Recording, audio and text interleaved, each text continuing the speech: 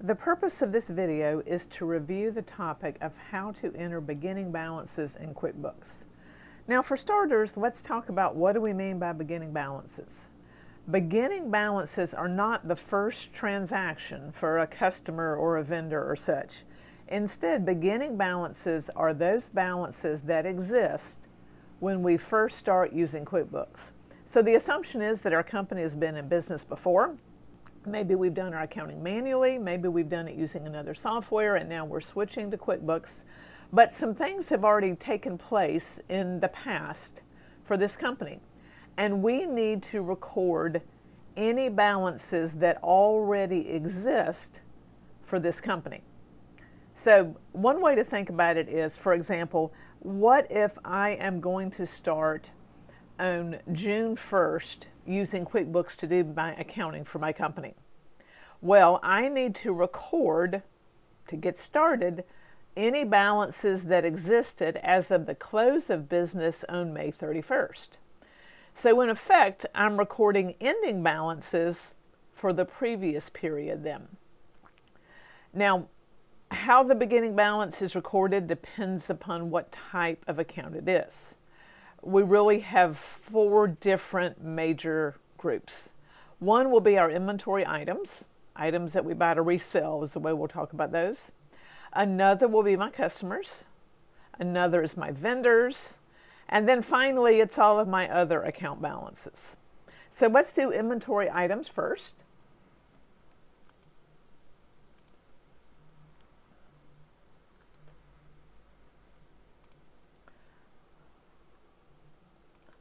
I'm going to add a new inventory item.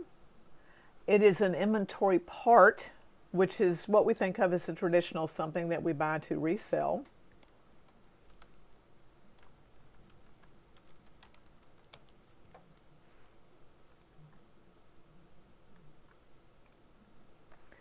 I want you to see down at the bottom of the screen, we're talking about how much inventory we had on hand to start the period. It knows the account I'm going to use for my asset. What it says is how many of these items do we have on hand to start.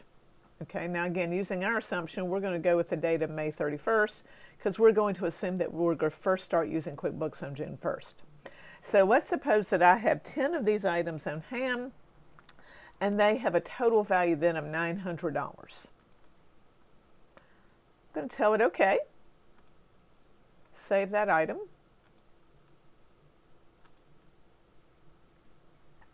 The balances that exist right now are we have that $900 debit in my inventory account. Quick review, inventory is an asset. Assets go up with a debit, so the normal balance in an asset should be a debit.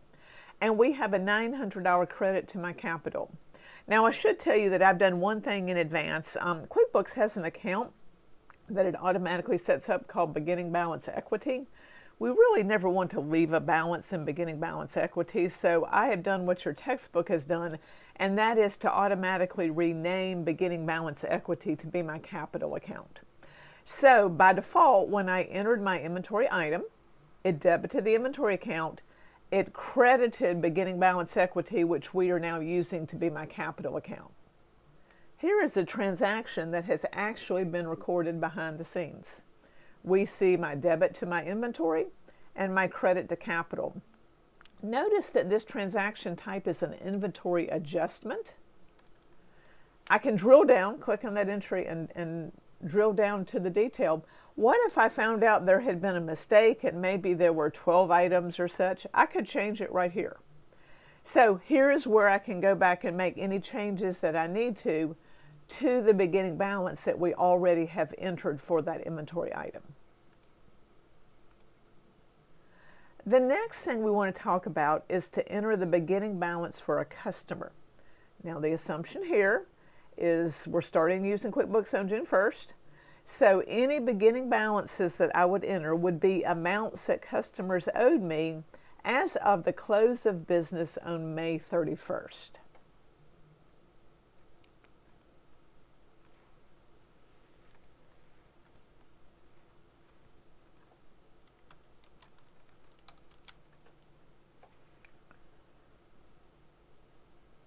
I'm going to add a new customer. And I'm going to tell it right at the top of the screen, on May 31st, how much did that customer owe me? And I'm going to say this customer owes me $525 as of May 31st. I'm simplifying this, not filling in the other screens here. I'm going to go in and add a second customer. And I'm going to say that they owe me $150 as of May 31st.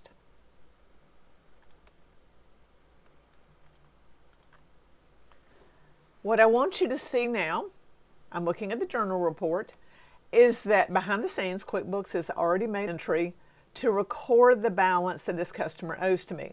Notice for each of these customers, here's the entry. They debited the account entitled Accounts Receivable. Remember, accounts receivable is an asset. Assets go up with a debit. They should have a debit balance. The credit on my entry, though, goes to an account called Uncategorized Income or Uncategorized Revenue. Now, the problem is we don't want to leave that on our books.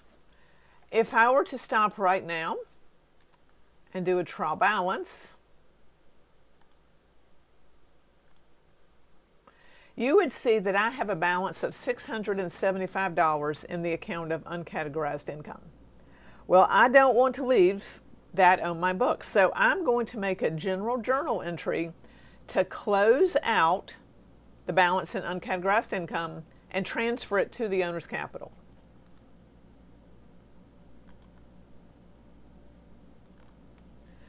I'm going to date that entry May 31st.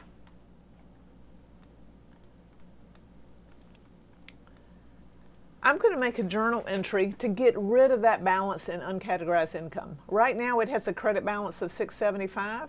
To get rid of that credit balance, I'm going to debit uncategorized income for $675, and my credit is going to go to the owner's capital account. Why am I doing this? Zeroing out uncategorized income, get it down to zero, crediting the owner's capital for whatever it takes to make a balance. I want you to see now my trial balance. I have no balance in uncategorized income. The balance in my capital account has now gone up by that $675. Next, I need to enter the beginning balance for my vendors. This is the amount that I owe my vendors at the moment that I'm going to first start using QuickBooks.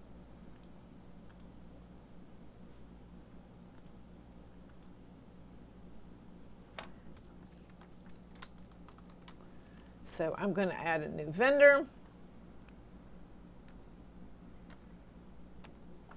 I'm going to enter the amount that I owe them on May 31st. I'm going to add another new vendor. And again, I'm going to enter the amount that I owe them on May 31st.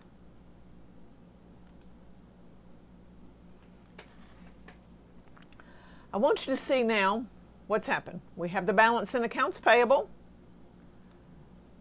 and we have a balance in an account called uncategorized expenses. Now, QuickBooks did that automatically. I didn't make a journal entry for it. QuickBooks did that automatically. That's fine, except for we don't want to leave a balance in uncategorized expenses. Don't want to have that there. So we need to zero it out. Just like we needed to zero out uncategorized income, we need to do the same with uncategorized expenses. Now, notice that my uncategorized expenses are $960 with a debit balance. So I've got to go make a general journal entry now to zero out that account.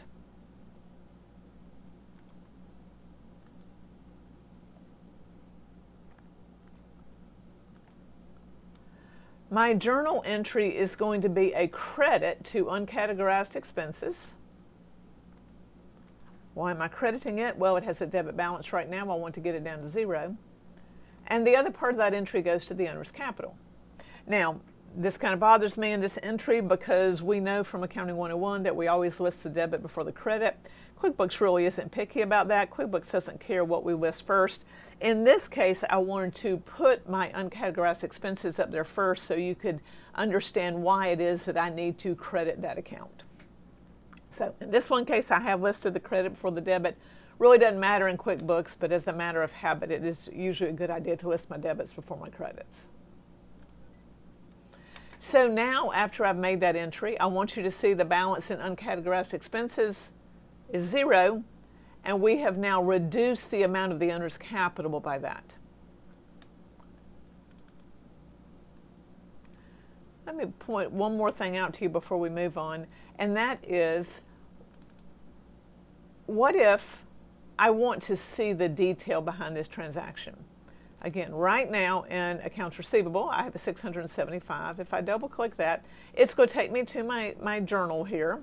But I want you to see that to record the beginning balance for customers, QuickBooks just created an invoice.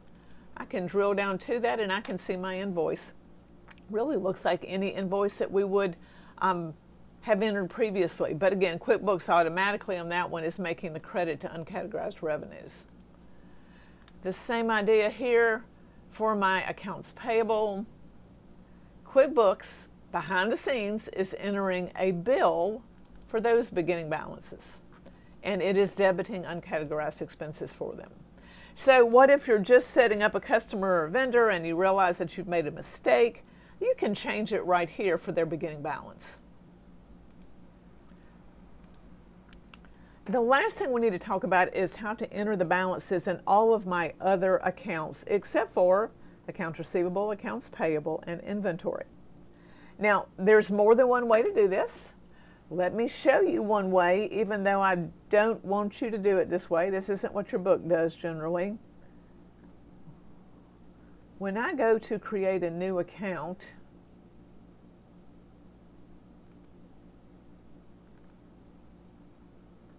do you see I have down here the option to enter a beginning balance? I don't want you to use this approach because that only exists for certain types of accounts. If I make this a revenue account, notice we don't get the option to enter a beginning balance. If I make this an expense account, I don't get that option.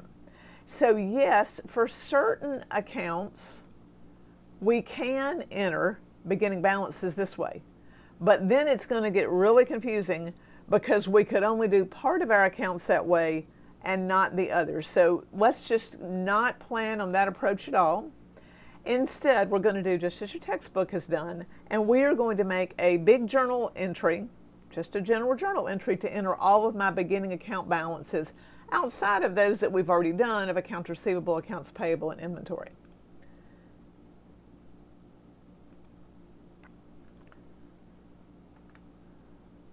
So I'm going to make a general journal entry, and I am just going to enter the beginning balances in my accounts. They would be coming from my balance sheet from the prior period. Now, quick review. Assets have a debit balance. Liabilities have a credit balance. Capital has a credit balance. Dividends or drawing have a debit balance. Revenues have a credit balance, and expenses have a debit balance. Hopefully you remember that from your chapter 2 of your first accounting class. If you don't know that inside and out very comfortably, please go watch some of my YouTube videos for Accounting 101, because those are the most basic fundamentals that everything we do, be it manual accounting or computerized accounting, all depends upon that. So I am now going to enter the beginning balances for my remaining accounts. I have now entered the beginning balances for all of my accounts that I haven't already taken care of. In other words, my accounts receivable, accounts payable, and inventory. So these are the remaining account balances that I needed to enter. Now, when I give you this information on a project or a test, I am going to give you figures that balance. So if yours don't balance, you know you got something wrong with your debits and credits. Your textbook, I believe, basically leaves out the capital amount. Doesn't tell you what that is, and whatever you need to make that entry balance is going to go to capital. So for example, if this were the case and we didn't know what capital was, we would see that in order to make it balance, I would need a $2,000 credit to capital. So with your textbook, you're going to have to figure out what it takes to capital to make it balance. When I give you a project or a test, my figures are always going to balance automatically. And now we have entered all of our beginning balances. By entering my new customers and their balances, we have recorded the beginning balance in accounts receivable. By entering my vendors and their balances, we have now got a balance in accounts payable. By recording the inventory items I have on hand, we have my balance in inventory. All of my other accounts were entered with one big journal entry. Please pay close attention to that. I have students do crazy things to enter beginning balances. They take something which is pretty simple and straightforward and make it very complicated, and in the process they usually make quite a mess of everything. So to enter all of the remaining account balances, you're going to make one big journal entry. I will always give you figures that balance. For that, with your textbook, you will have to force whatever it takes to make it balance to capital. And remember, sometimes I get students who enter all of the beginning balances as debits. No, the only accounts that have a debit balance are going to be my assets, my expenses, and dividends or drawing. Capital accounts have a credit balance, revenue has a credit balance, and so do my liabilities. So now we have all of my beginning balances entered. The balances that existed when I first started using QuickBooks were entered as of the end of May. It is now June, and we can start using QuickBooks to doing our accounting. Don't make entering beginning balances any more difficult than it needs to be.